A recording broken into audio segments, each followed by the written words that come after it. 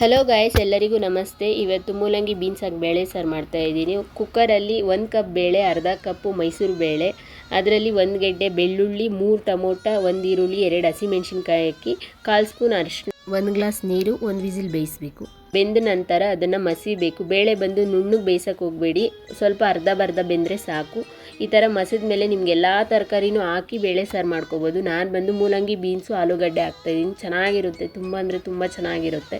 ಇದು ಅಮ್ಮಮ್ಮ ಹೇಳ್ಕೊಟ್ಟಿದ್ದು. ಅದರಲ್ಲಿ 2 ಸ್ಪೂನ್ ಸಾಂಬಾರು ಪುಡಿ, ಹುಣಸೆ ರಸ ಮತ್ತು 2 ಗ್ಲಾಸ್ ನೀರು ಹಾಕಿ. ತುಂಬ ಗಟ್ಟಿಯಾಗೆಲ್ಲ ಸಾಂಬಾರು ಮಾಡಬೇಡಿ, ಸ್ವಲ್ಪ ನೀರಾಗಿದ್ದರೆ ಚೆನ್ನಾಗಿರುತ್ತೆ. ಸಾಂಬಾರು ಪುಡಿ ಬಂದು ಮನೇಲಿ ಮಾಡಿರೋ ಸಾಂಬಾರು ಪುಡಿ, ಮತ್ತು ದೇವಸ್ಥಾನದಲ್ಲೆಲ್ಲ ಹಾಕ್ತಾರಲ್ಲ ಆ ಥರ ಚೆನ್ನಾಗಿರುತ್ತೆ ಸಾಂಬಾರು ಬಂದು. ಲಾಸ್ಟಲ್ಲಿ 1 ಈರುಳ್ಳಿ ಸಣ್ಣದು ಕಟ್ ಮಾಡಿ ಹಾಕ್ಕೊಳ್ಳಿ. ಒಗ್ಗರಣೆಗೆ ಈರುಳ್ಳಿ ಕೊಡಲ್ಲ, ಈ ಟೈಮಲ್ಲಿ ಹಾಕ್ತೀನಿ ನಾನು. ಒಗ್ಗರಣೆಗೆ ಬಂದು 1 ಸ್ಪೂನ್ ಎಣ್ಣೆ, 1/4 ಸ್ಪೂನ್ ಜೀರಿಗೆ, ಅರ್ಧ ಸ್ಪೂನ್ ಸಾಸಿವೆ, ಇಂಗು, ಕರಿಬೇವು ಇಷ್ಟೇ ಹಾಕೋದು. ತುಂಬ ಚೆನ್ನಾಗಿರುತ್ತೆ.